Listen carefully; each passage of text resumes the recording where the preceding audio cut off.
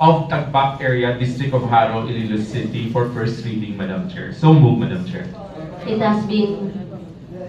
Okay, Councilor Turon, you're recognized.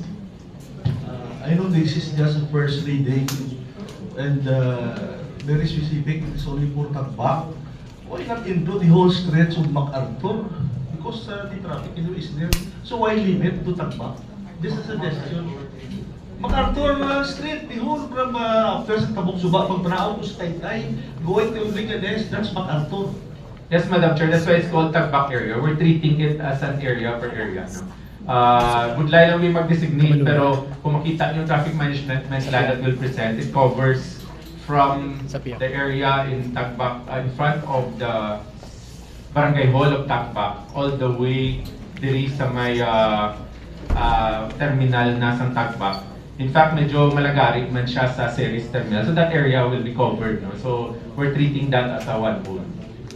Well, that's why if you treat as one whole, the whole road.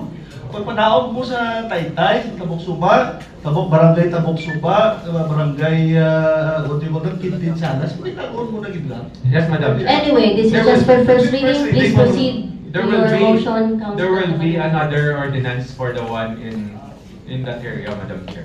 So, Madam Chair, I think it was already seconded.